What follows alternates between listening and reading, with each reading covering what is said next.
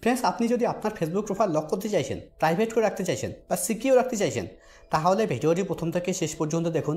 কেননা এই ভিডিওতে একদম সহজভাবে দেখানো হয়েছে আপনি কিভাবে আপনার ফেসবুক প্রোফাইল লক করবেন, প্রাইভেট করে রাখবেন বা সিকিউর রাখবেন। তো ফ্রেন্ডস, ভিডিওটি ভালো লাগলে ভিডিও লাইক করবেন আর চ্যানেলে নতুন হলে চ্যানেলটাকে সাবস্ক্রাইব করবেন। তো চলুন ভিডিও শুরু করা যাক। তো ফেসবুক প্রোফাইল লক করার জন্য, প্রাইভেট করে রাখার জন্য বা সিকিউর রাখার জন্য আপনাকে ফেসবুকে আসতে হবে।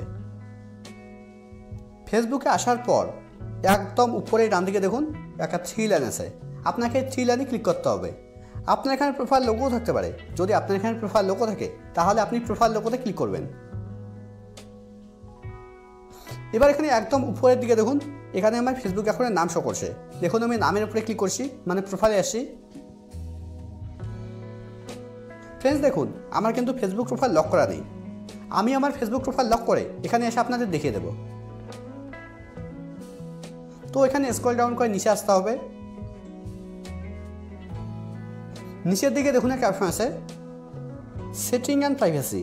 আপনাকে এই সেটিং অ্যান্ড প্রাইভেসিতে ক্লিক করতে হবে।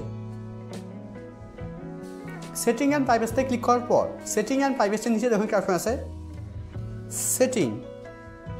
এবার আপনাকে সেটিংয়ে ক্লিক করতে হবে।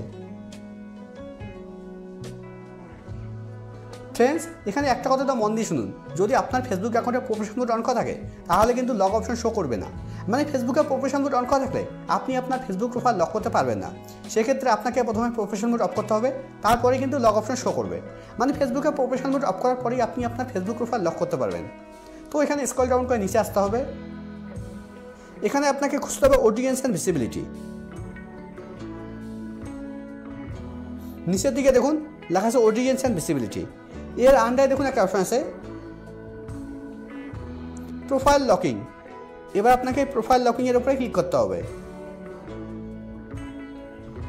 প্রোফাইল লকিংয়ের উপরে ক্লিক করার পর এবার একদম নিচে লক ইউর প্রোফাইলের উপরে ক্লিক করতে হবে। এবার একদম নিচে ওকে।